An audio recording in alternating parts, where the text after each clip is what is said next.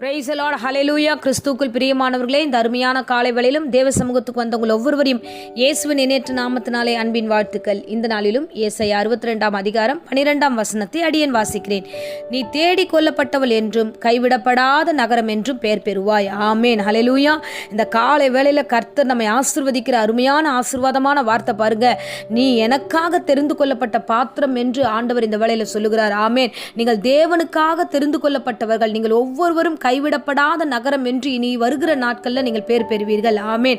சீயோன் குமாரத்தியே, இதோ கர்த்தர் உன்னை ரட்சித்திருக்கிறார். நீ கர்த்தரால மீட்கப்பட்டிருக்கிற. ஆகையால எந்த காரணத்திலும் எந்த சூழ்நிலையிலும் கர்த்தர் உங்களை கைவிடவே மாட்டார். ஏன்னா அவர் தான் உங்களை தேடி வந்து இந்த நாளில உங்களை விடுவித்திருக்கிறார், உங்களை ஆசீர்வதித்திருக்கிறார். ஆமேன். கர்த்தர் ரட்சிப்பை உங்களுக்கு அருள் இருக்கிறார். இந்த கிருபை மேலானது. ஆமேன், அல்லேலூயா. ஆனா நாம எப்படி நினைக்கிறோம்? இல்ல நம்ம எல்லாரும் விட்டுட்டாங்க, நம்ம யாரு எல்லாருமே கைவிட்டாங்க, நம்ம யாருமே துணையா இல்லை, நம்ம யாரும் லீட் பண்ண மாட்டேன்றாங்க, நம்ம அவ்வளவுதான் போல இருக்கு, ஸோ நம்ம லைஃப் இப்படியே போயிடும் போல இருக்குன்னு சில நேரங்களில் நம்ம டிப்ரெஷனா நம்ம சில வார்த்தைகளை குறித்து நம்ம சொல்லிக்கிட்டு இருக்கிறோம். ஆனா கர்த்தர் என்ன தெரியுமா சொல்லுகிறாரு? அதே வசனத்துல 4 வசனத்துல வாசிக்கிறோம், நீ இனி கைவிடப்பட்டவள் எனப்படாமலும். நீ அந்த மாதிரி யோசிக்காத, நான் கைவிடப்பட்டுட்டேன், எனக்கு யாருமே இல்லை, நீ யோசிக்காத. உன் தேசம் இனி பாழான தேசம் எனப்படாமலும். ஸோ நீ உன் வாழ்க்கை பாழா போச்சு, எதுக்கும் பிரயோஜனம் இல்லை, நான் இப்படியே தவிக்கிறேன் அப்படி நினைக்கவே நினைக்காத. இன்னைக்கு பிரசன்ட்ல நீ பார்க்கிற எந்த விஷயமும் நிரந்தரமானது அல்ல. நீ பார்க்கிற எந்த உபத்திரமும் நிரந்தரமானது அல்ல. அது எல்லாவற்றையும் நீ கடந்து வரப்போகிறாய். ஏன்னா கர்த்தர் வாக்குத்தத்தம் கொடுத்திருக்கிறார். அன்பு மகளே, இனி நீ கைவிடப்பட்டவள் இல்ல, நீ என்னால மீட்கப்பட்ட பிள்ளை. நான் தான் உன்னை தேடி வந்து ரட்சித்திருக்கிறேன். ஆமென், அல்லேலூயா. என் தேவன் தேடி வந்து ரட்சிக்க வல்லமுள்ள தேவனாய் இருக்கிறார். அல்லேலூயா. தேவனால கூடாதது ஒன்றும் இல்லை. சீயோன் குமாரத்திகளுக்காக அவர் கடந்து வருகிற தேவனாய் இருக்கிறார். சீயோன் ஜனங்களுக்காக அவர் கடந்து வருகிற தேவனாய் இருக்கிறார். பாவத்தின் மத்தியில விழுந்து கிடக்கிற ஒவ்வொருவரையும் கர்த்தர் தேடி போய் ரட்சிப்பை கொடுக்கிற தேவனாக இருக்கிறார். ஆமென், அல்லேலூயா. புதிய ஏற்பாட்டில் நாம வாசிக்கிறோம், லூக்கா 19 அதிகாரத்துல சகையை குறித்து வாசிக்கிறோம். 2 வசனத்துல, ஆயக்காரனுக்கு தலைவனும் ஐஸ்வர்யவானுமாய் இருந்த சகை எனப்பட்ட ஒரு மனுஷன். சோ அப்பேற்பட்ட ஒரு மனுஷன், வரி வசூலிக்கிறவனாக இருந்த அந்த மனுஷன் இயேசு வரப்போகிற வழியில போய் இயேசுவை காண வேண்டும் என்று அமர்ந்திருக்கிறான். அவன் உட்கார்ந்திருந்த அந்த மரத்துக்கு மேல, அவன் ஒரு காட்டாத்தி மரத்து மேல ஏறி அவன் உட்கார்ந்துருக்கிறான். இயேசுவானவர் அந்த வழியா கடந்து போயிருக்கலாம். எல்லா ஜனங்களும் அவரை நெருக்கி இருக்கிறாங்க, அவரை சுற்றி இருக்கிறாங்க, அப்படியே போயிருக்கலாம். இயேசு ஆவலோடு ஒரு பிள்ளை காத்திருக்கிறானே என்று அறிந்து அந்த மரத்தின் கீழாக வந்து நின்று, சகேவே சீக்கிரமா இறங்கி வா, இன்றைக்கு நான் உன் வீட்டிற்கு வர வேண்டும், உன் வீட்டிற்கு தங்க வேண்டும் என்று இயேசுவானவர் இறங்கி அவனை தேடி போய் சென்றார். ஆமென், அல்லேலூயா. என் தகப்பன் நல்லவர் அல்லவா? பாருங்க, ஒரு மனுஷனை தேடி போய் அந்த குடும்பத்தை ரட்சிக்கிறார். பாவியா இருந்த மனுஷன், பாவத்தில் இருந்த மனுஷன், அநியாயம் வட்டிக்காரனாக இருந்த மனுஷன், அவனை தேடி கர்த்தர் போய் அவனை ரட்சித்து அந்த குடும்பத்தை முழுவதுமாய் நடத்த வல்லவராய் இருக்கிறார். அந்த வசனம் சொல்லுகிறது, இன்றைக்கு இந்த வீட்டிற்கு ரட்சிப்பு வந்தது என்று சொல்லி அவனை ஆசீர்வதிக்கிறார். ஆமென், அல்லேலூயா. ஏன் தெரியுமா? இழந்து போனதை தேடவும் ரட்சிக்கவுமே மனுஷகுமாரன் வந்தார் என்ற வாக்குத்தத்தம் நிறைவேற்றப்படுகிறது.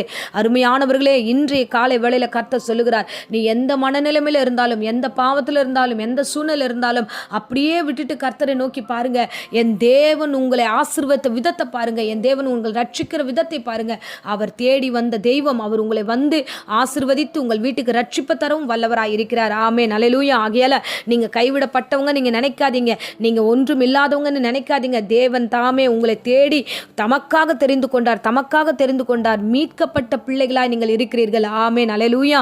சோ கைவிடப்படாத நகரம் என்று வருகிற நாட்களில் சாட்சி பெறும் விதமாக கர்த்தர் உங்களை உயர்த்த போகிறார். உன் மேல கர்த்தர் பிரியமாய் இருக்கிறார். கர்த்தருடைய வார்த்தை சொல்லுகிறது, ஏசாயா 62 நம்ம 4வது வசனத்துல வாசிக்கிறோம், கர்த்தர் உன்மேல் பிரியமா இருக்கிறார், உன் தேசம் வாழ்க்கைப்படும். இன்னைக்கு இந்த பிரசங்கத்தை கேட்கிற ஒவ்வொரு விசுவாசிகளுக்கும் நான் இந்த வேளையில கர்த்தர் சொல்லுகிறார், 99 ஆடுகள் தொலைந்து போகல, 99 ஆடுகளை கர்த்தர் தேடியும் போல, தேவன் தேடி போனது ஒரே ஒரு ஆடுதான். தொலைந்து போன அந்த ஆடை தேடி கண்டுபிடித்து தனக்காக கர்த்தர் தெரிந்து கொண்டது உண்மை.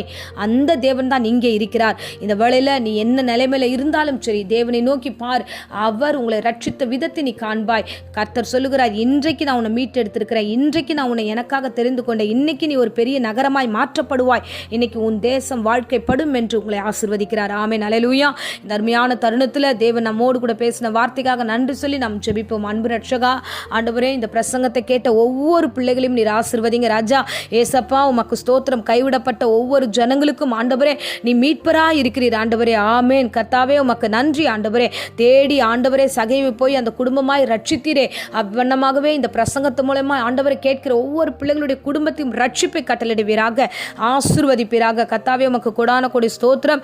ஆண்டவரே நீ சொன்ன வார்த்தைக்காக நன்றி ஆண்டவரே. எங்கள் மீது பிரியமாக இருக்கிறதுக்காய் ஸ்தோத்திரம். இந்த பிரசங்கத்தை கேட்ட ஒவ்வொரு பிள்ளைகள் மீதும் நீர் பிரியமாக இருக்கிறதுக்காய் ஸ்தோத்திரம். அவருடைய வாழ்க்கையெல்லாம் ஆசீர்வதிங்க. கர்த்தர் தாமே பொறுப்பெடுத்துக் கொள்ளுங்க. அதிசயங்களை காண செய்யுங்க, வழி நடத்துங்க.